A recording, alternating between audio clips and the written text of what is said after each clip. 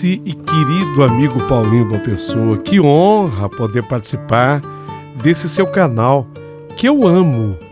O Paulinho, eu adoro tudo que você faz aí, as histórias, mas as da meia-noite mexem demais com a minha imaginação. Vocês verão que eu sempre fui um homem muito imaginativo por tudo que eu vou narrar a partir de agora. E hoje, exatamente eu quero contar essa história que aconteceu na minha vida quando eu contava 16 anos de idade. Ah, nunca vou esquecer. Os fatos foram extremamente marcantes. Ô Paulinho, aproveito e quero deixar um abraço a todos aqueles que acompanham esse seu canal. Amo, depois de ver as histórias, ouvi-las em verdade, ler também os comentários. Tem uma turma bacana que comenta aqui no teu canal. Lógico que tem aquelas exceções, mas isso é normal de todos os canais. Hoje eu quero contar a minha história e merecer da sua parte, bom comentarista, boa comentarista, o seu apreço, a sua apreciação. Vamos aos fatos?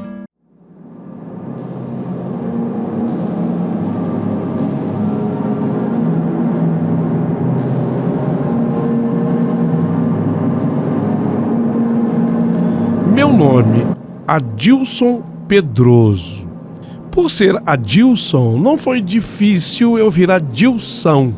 Era assim que os amigos me chamavam, porque eu sempre fui magro e alto. E eu não quero fazer propaganda mesmo minha. Então eu tinha assim, o rosto, a pele do rosto bastante espinhuda. Mas isso havia um motivo. Paulinho, não reparem no que eu vou dizer, mas é famoso dizer que todo adolescente que se masturba muito fica com o rosto cheio de espinha. Não é verdade? Você já ouviu falar disso? Fala aí, Paulinho. Tô perguntando pra você. Ô Adilson, já escutei falar. Eu nunca perguntei assim para um médico, uma pessoa da área da saúde, para entender se isso é verdade ou não. Mas já escutei falar.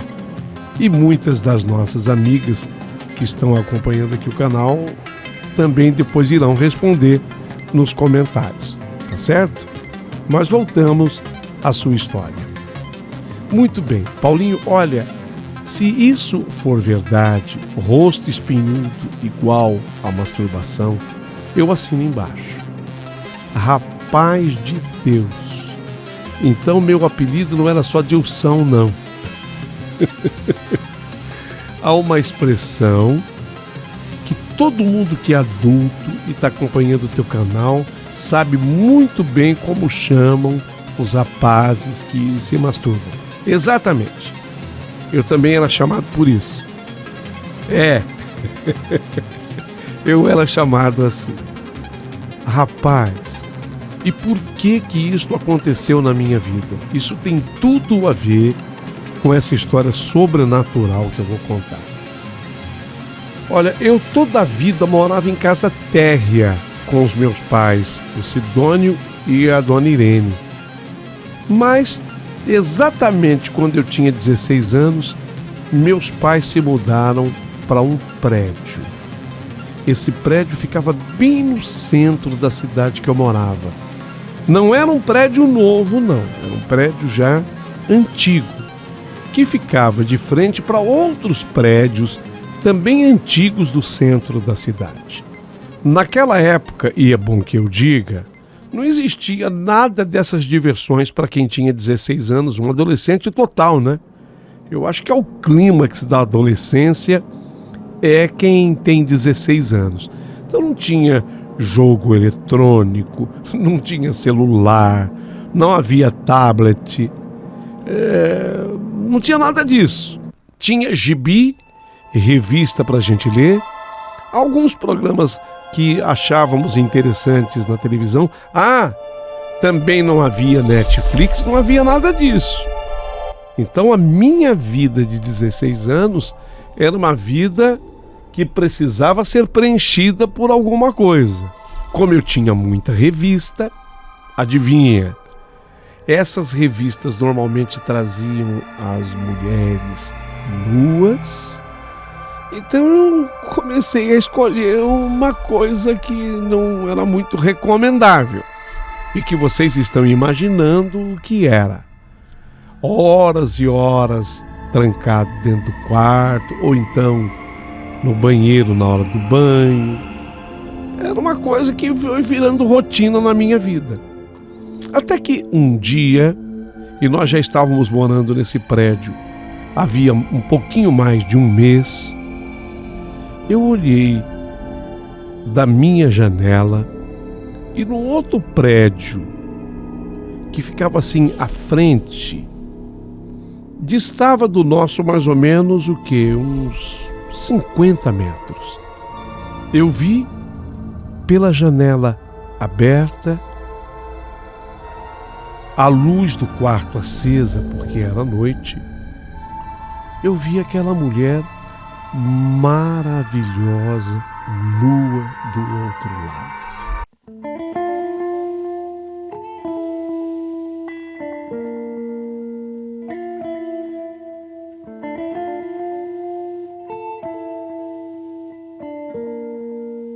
Paulinho, eu quase morri do coração.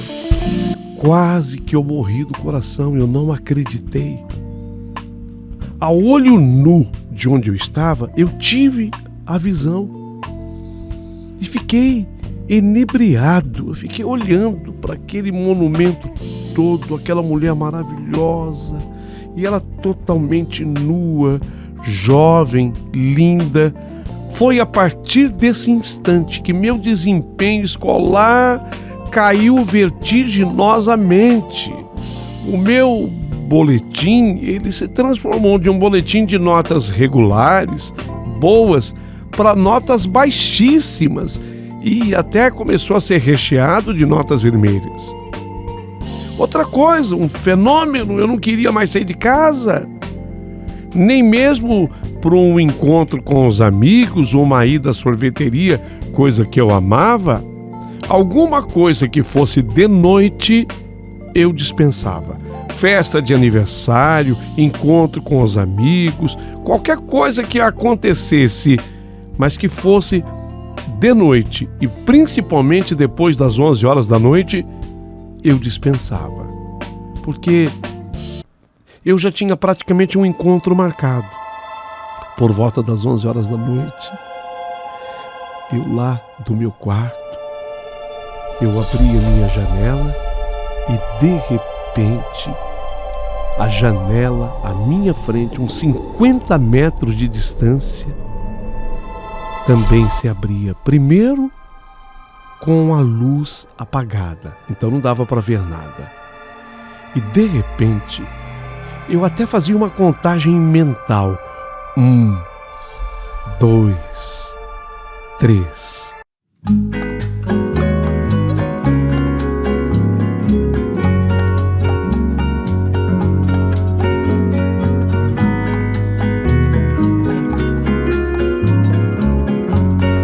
Luzes acendiam e começava o espetáculo.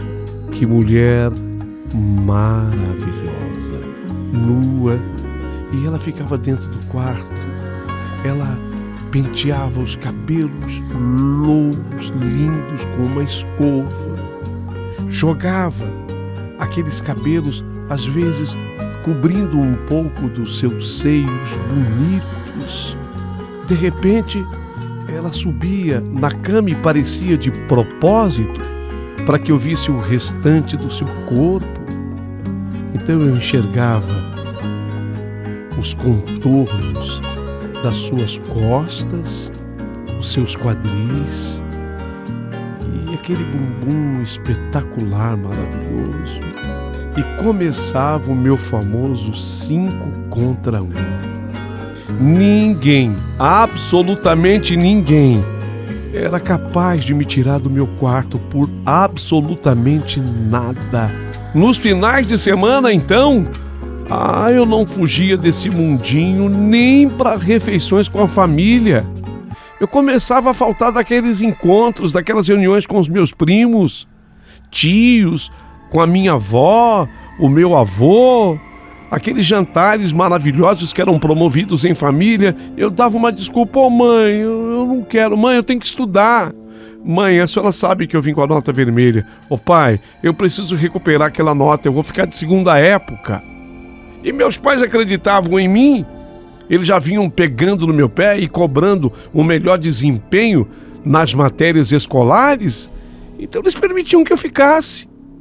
Mas eu queria ficar, porque eu tinha um encontro com a minha deusa maravilhosa.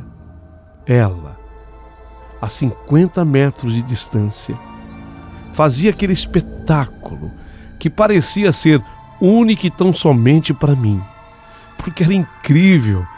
Eu às vezes me reunia com o pessoal assim do prédio, lá onde eu morava, esperando que alguém comentasse alguma coisa, mas ninguém dizia absolutamente nada.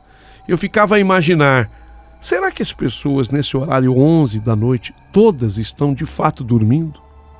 Havia outros garotos morando no prédio, mais ou menos da minha idade, e ninguém tocava nesse assunto. Será que ela faz isso só para mim? Eu comecei a acreditar até nessa hipótese. Hipótese absurda, né? Porque a pessoa, quando ela está na janela se mostrando, obviamente que ela pode ser vista por qualquer um, mas não era o que acontecia. Ninguém, absolutamente ninguém, comentava sobre este assunto. O meu aniversário de 17 anos estava se aproximando. E eu, que já não era mais de pedir presentes, você imagina, enquanto criança você pede presente para o teu pai, para tua mãe a toda hora. Mas nos meus 17 anos, eis que eu comecei a pedir um presente. Eu quero um binóculo, pai. Ô mãe, eu quero um binóculo. O que você cismou com um binóculo agora? E eu ainda trouxe isso para a área dos estudos. Eu dizia que eu queria observar melhor as estrelas, como se isso fosse possível com um binóculo. A minha mãe ria, o meu pai também. Eu não posso afirmar se eles sabiam o motivo pelo qual estava pedindo o binóculo. Eu só sei dizer que de vez em quando eu escutava minha mãe comentando com meu pai que precisava me levar para o psicólogo, que eu estava precisando fazer algum tipo de terapia, ter algum tipo de consulta. Mas eu sabia que eu estava perfeito, eu estava muito bem.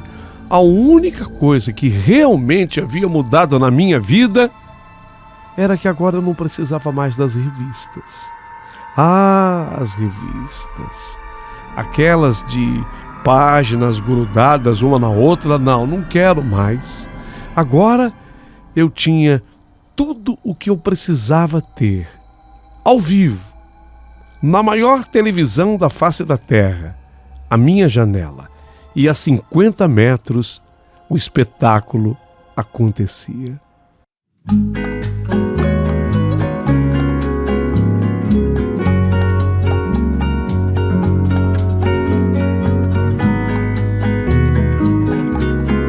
Obviamente que isso ia tirando meu sono, porque esse espetáculo começava às 11 da noite, ia se estendendo, era o cabelo sendo penteado, dali a pouquinho a subida na cama para que eu visse o corpo inteiro dela, e ela começava a dançar, sabe, a coisa ia se alongando. Quando eu via, quando eu olhava para o relógio, mais de meia-noite, meia-noite e meia. E quando ia chegando pertinho de 1h da manhã, eis que de repente as luzes se apagavam. E obviamente, a partir daí, eu não via mais absolutamente nada. Eu ficava aflito, esperando. Ficava ainda uns 15 minutos ali, de olhos grudados naquela janela, esperando que a qualquer momento a luz se acendesse. Obviamente eu não dormia bem. Não, eu não estava dormindo direito. Houve a necessidade, para salvar o meu ano, de mudarem o meu horário de estudo, porque nessa época o meu colegial era pela manhã. mas diante do horário que eu estava indo dormir, eu fui obrigado a mudar para o período da tarde, se é que de fato eu queria salvar o ano. Ainda assim, naquele tempo, existisse o WhatsApp e esses grupos de WhatsApp, eu podia criar um grupo, a moça da janela, a deusa do prédio da frente. Eu não sei que título eu daria ao grupo de WhatsApp, mas eu ia criar um grupo assim e questionar quem mais naquele prédio tinha esse privilégio, aquela visão, mas não tinha. Não havia nada disso. Quantas e quantas vezes eu agora surpreendia meu pai conversando com a minha mãe conversando com meu pai, e eu insistindo, pedindo aquele presente. Eu queria o binóculo, e a minha mãe querendo saber o que estava acontecendo comigo, até que meu pai, por ser homem, manjou tudo, entendeu toda a história. Querida, você está sendo tonta nessa história do nosso filho. Ele apenas descobriu os prazeres do sexo, sei lá. Como que ele descobriu prazer de sexo se ele não sai de casa por nada? Vive o tempo todo enfurnado dentro do quarto dele? Por isso mesmo, disse o meu pai. É aquela fase, você entendeu? Do famoso 5 contra 1. Eu passei por isso, todo garoto passa. Todo adolescente passa por ela. E olha que tem alguns que continuam a vida toda. A minha mãe não se conformava e acabou respondendo mais, e meu pai completou: não tem mais, não tem menos, no meu tempo era assim, revistinha pornô. Hoje, sei lá, as coisas estão mais avançadas. Você vê, moramos num prédio, de repente, sei lá o que está acontecendo com ele. Meu Deus do céu. Eu vi que meus pais estavam preocupados comigo e tiveram uma conversa que eu pude escutar escondido atrás da porta. Mas eu não dei mole. Insistia a pedir: eu quero meu binóculo, eu preciso do meu binóculo como presente dos meus 17 anos. Ô pai, não esquece. Eu quase que abri o jogo, se bem que eu tinha uma vergonha tremenda de tratar esse assunto com meu pai. Eu não tinha essa abertura, mas eu queria o binóculo. Para minha mãe, eu tinha um pouco mais de receio, mas eu insistia: mãe, não vai esquecer do meu binóculo, tá? Mas por que, Adilson, que de repente você tem interesse por esse inútil objeto, um binóculo? Para quê? Mãe, já falei para a senhora, é para eu ver as coisas assim mais de perto e também admirar o céu. A senhora sabe que eu estou estudando sobre astronomia. Foi o que me veio à cabeça, e nesse dia a minha mãe abriu até um sorriso. Eu acho que, obviamente, ela entendeu que era mentira, e lógico, ela já tinha escutado aquele comentário feito pelo meu pai. Enquanto o binóculo não vinha, toda noite, por volta das 11 horas da noite, o espetáculo acontecia.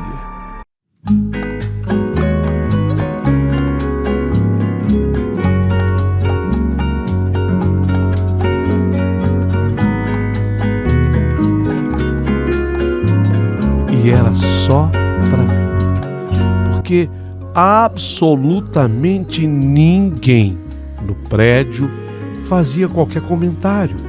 Ninguém. E a minha janela era de frente para a janela dela. Mas eis que chegou o dia 3 de novembro.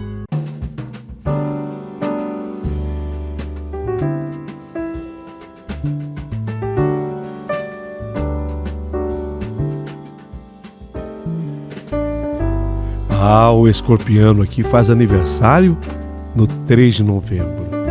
E eu pedi tanto,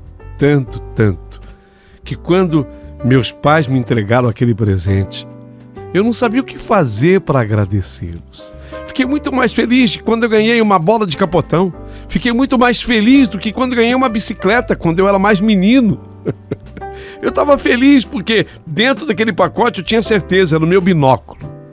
E de fato era. E com aquele binóculo agora, eu fiquei esperando que a noite chegasse. Naquele dia até aumentou um pouco a minha ansiedade, porque a minha mãe fez lá um bolinho pra gente pelo menos cantar um parabéns pra você. Não houve festa, uma comemoração só em casa mesmo, meu pai, minha mãe e eu. No apartamento cantamos o parabéns e eu doido pra correr pro meu quarto. Ai, eu vou ter que dormir agora, mãe. Vou ter que dormir agora, pai, porque amanhã tem uma prova difícil, prova de matemática. Bença, mãe, bença, pai. E corri pro meu quarto. Era a estreia do binóculo. Treinei antes com ele, observando outras coisas. Carros que passavam lá no meio da rua, gente que estava andando pela praça. Ainda havia assim um pipoqueiro. Eu consegui com o binóculo ver inclusive ele colocando as pipocas no saquinho de pipoca. Falei, nossa, esse aqui é bom mesmo. E quando deu 11 horas da noite, as luzes se acenderam a 50 metros da minha janela. Eu estava sem o binóculo ainda, e a loira maravilhosa surgiu, aquele corpo exuberante. Meu Deus, eu pensava, eu vou conseguir com essa mulher. Entenderam? Eu falei baixinho de propósito para que pessoas menos avisadas não entendam. Eu vou. Era meu pensamento de 17. Eu estava fazendo 17 anos naquele dia. E a olho nu, eu já pude apreciar aquele corpo exuberante e maravilhoso dela. Meu Deus do céu, que mulher é essa? E ela se exibia. Então agora ganhei o binóculo. Ela praticamente vai entrar dentro do meu quarto, quer ver? E quando eu coloquei o binóculo, cadê? Estranho. Eu não consegui um foco. Parece que eu não conseguia focalizá-la através do binóculo no quarto. Incrível que eu conseguia passar nos outros apartamentos. Eu tinha foco nos outros lugares, mas quando eu voltava para aquele andar onde ela aparecia para mim, com o binóculo, eu não conseguia. Mas que coisa estranha. Que coisa não apenas estranha, impressionante. Porque o binóculo não funcionava para aquilo que eu mais queria que ele funcionasse. Era exatamente para aquilo que eu havia insistido tanto com meu pai e com a minha mãe. Mas por quê?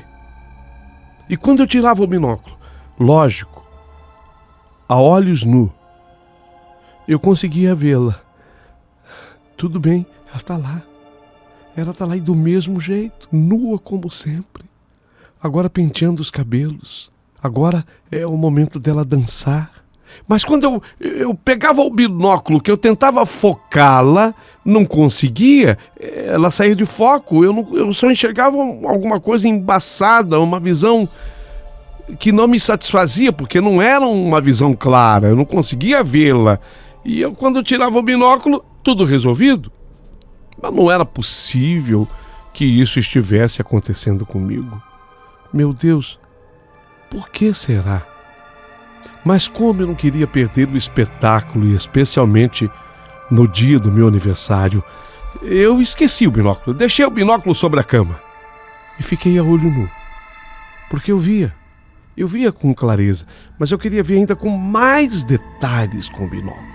Mas era o meu aniversário e aquela era uma noite especial. E foi, sabe?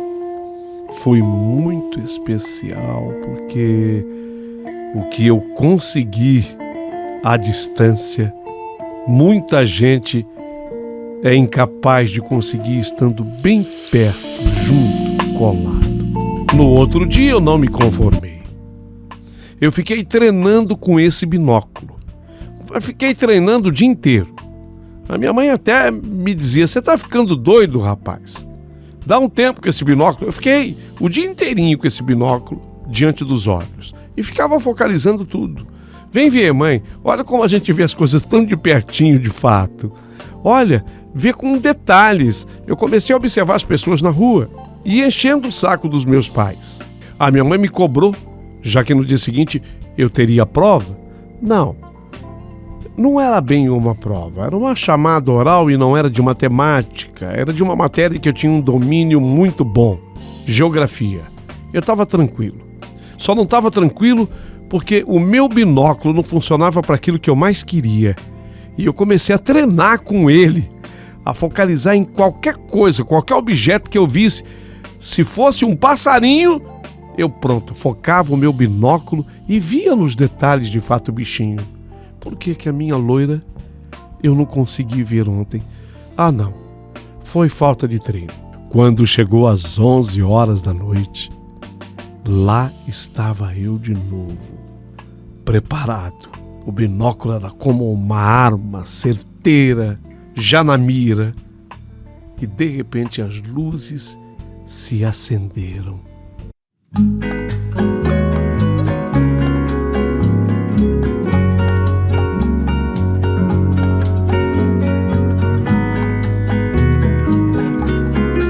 E a minha musa, a minha deusa, a 50 metros, se tanto, da minha janela, apareceu.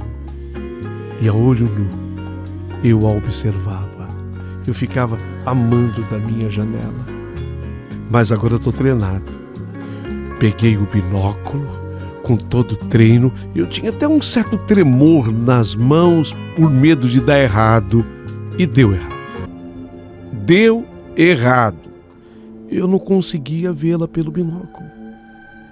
E nesse dia eu questionei aquilo, apesar dos meus 17 anos e um dia, com muita seriedade. Por que isso está acontecendo? E comecei a juntar as coisas. Ninguém no prédio tocava no assunto e não era normal que isto ocorresse. Eu já vinha curtindo aquilo há pelo menos uns 3, 4 meses. Será que ela se exibe só para mim? Não é possível. A janela, de certa forma, é pública. Tudo bem que era um público de prédios, mas não era possível que só eu visse. Juntei isso e juntei ao binóculo, que funcionava com tudo menos com ela, aquela que eu mais queria que o binóculo funcionasse. E isso me intrigou tanto que eu fiz amizade com o Gomes. Ele era o porteiro da noite daquele prédio. E depois que eu criei uma certa confiança, eu toquei no assunto com o Gomes. Gomes, perdão te perguntar, mas tem uma mina que mora nesse seu prédio que eu acho ela maravilhosa, rapaz. É mesmo? Nossa, aqui tem algumas de fato. E quem é? Não sei, eu não sei o nome, mas eu conheço. Mas você conhece assim, não sabe o nome? Em que andar que mora? Isso eu sei. 9º andar. Eu sei que fica bem de frente para a minha janela. No 9º andar, já contei todos os andares antes dela, já contei todos os andares depois dela. Ela é a coisa mais linda do mundo. E eu a vejo lá do meu prédio. Só que quando eu estou falando isso, o Gomes, que estava sorrindo, ele engoliu o sorriso. Engoliu o sorriso de uma tal forma que isso mexeu comigo. Que foi, Gomes? Você parece que fechou assim a cara? Você não gostou de alguma coisa? Se for tua parente, me perdoa.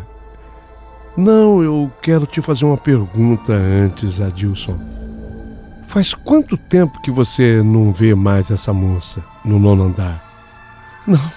Não, eu vejo ela todos os dias. Eu moro aqui faz pouco tempo, você sabe, conforme eu mesmo te contei. Mas ontem ainda eu a vi. Ela é linda, rapaz. Ela é linda. Mas tem alguma coisa que está me intrigando.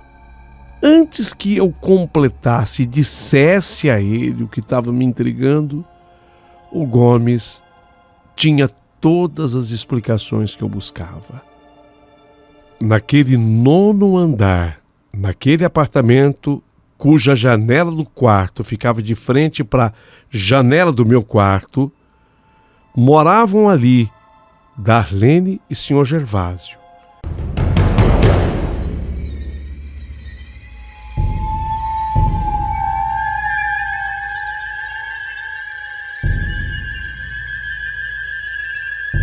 Quem era a dona Darlene e o Sr. Gervásio?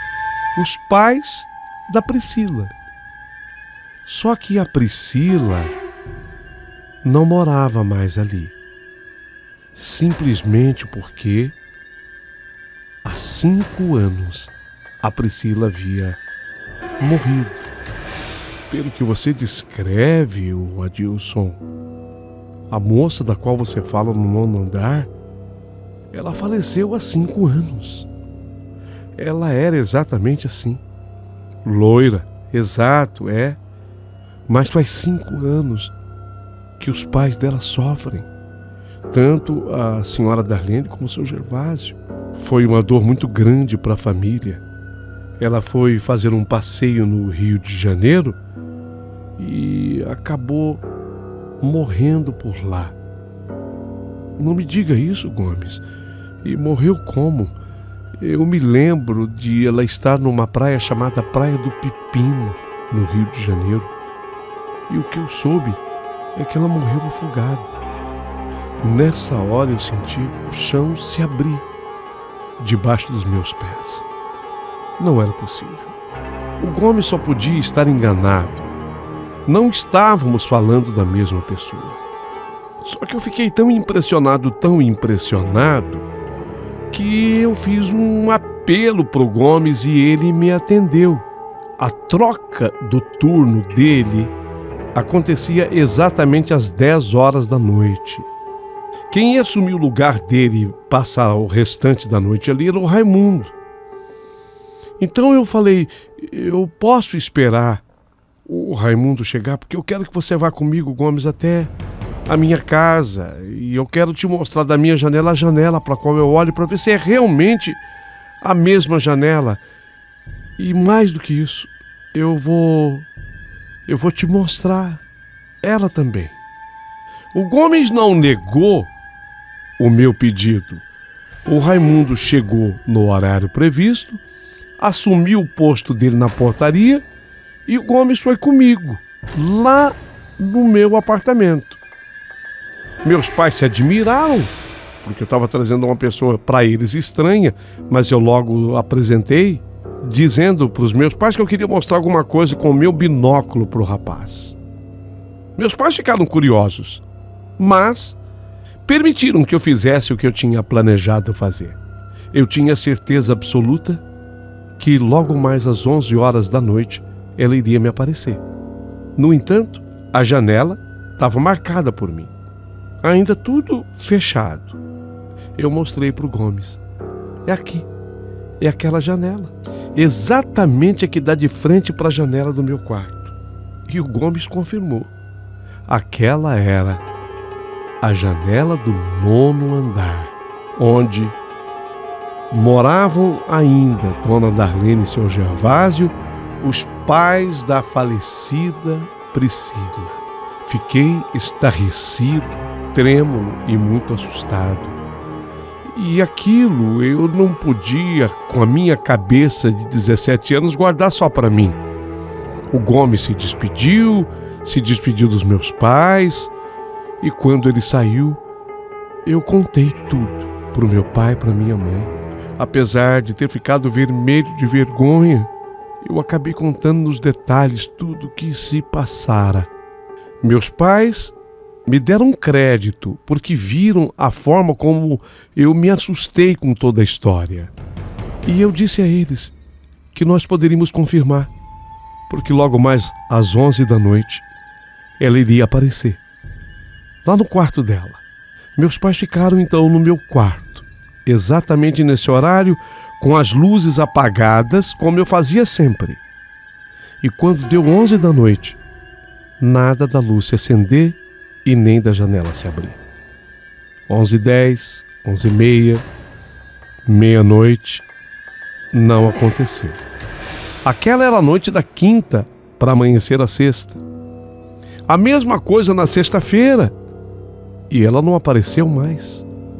Assim como nunca mais iria aparecer. Quando foi no sábado, o meu pai e a minha mãe, impressionados também com a história e sabendo que eu havia ficado muito assustado, eles foram comigo até o prédio.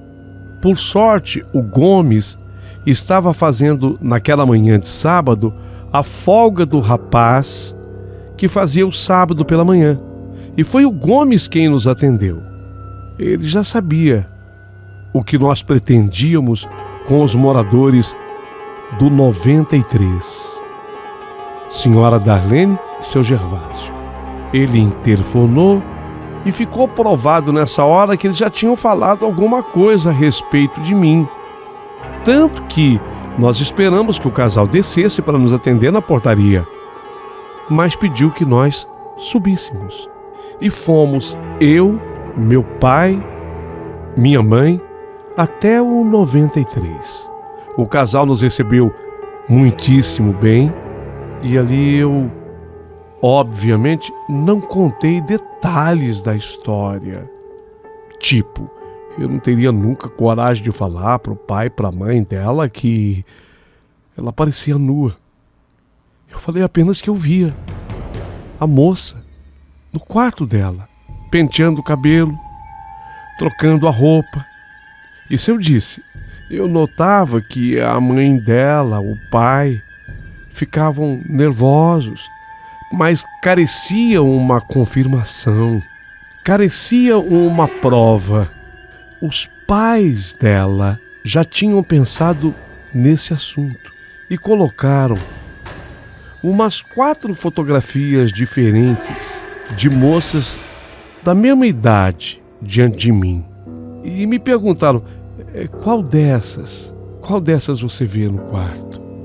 E eu, que tinha que ter uma imaginação fértil, porque a pessoa que vai se masturbar, ela necessita de uma imaginação fértil. Eu tinha uma imaginação muito fértil, no entanto, nenhuma vocação para mentiroso. Eu apontei exatamente a foto. É essa aqui, ó, dona Darlene. Essa aqui, seu Gervásio, que eu vejo no quarto. E eles desabaram a chorar, porque era a Priscila. A grande pergunta que ficava no ar: por que ela havia escolhido aparecer para mim? Porque mais ninguém do outro prédio, e aí nós fizemos até uma pesquisa, mas ninguém do outro prédio tinha essa visão. Ela escolheu a minha pessoa. E por que ela se mostrava nua para mim? Questões difíceis de serem respondidas.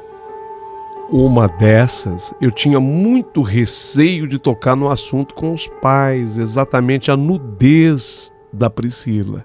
Mas na conversa com os meus pais, eles disseram que foi um afogamento criminoso. O corpo dela foi encontrado 3 dias depois de sumido dentro do mar. E ela estava completamente nua. Se isso não explica tudo, pelo menos explica que há muitos mistérios ocultos entre o céu e a terra. Isso tudo se deu na minha vida lá, quando eu tinha meus 16 anos de idade e completei 17. Foi lá, faz tempo, faz muito tempo, num tempo que não havia o computador, a internet, os jogos eletrônicos, nem muito menos o WhatsApp, senão eu teria criado um grupo com certeza, com um título sugestivo qualquer. Mas eu pensei comigo, é uma história que tem que ser publicada. E eu escolhi o melhor canal para isso, aqui do YouTube, que é justamente o seu. Sério e responsável. Essa era a história que eu tinha para contar. Gostaria que vocês, por favor, comentassem tais fatos. Apenas para que vocês se situem, tudo isso se deu no ano de 1978. Agora vocês já sabem até a minha idade. Um abraço e vou ficar aguardando os comentários.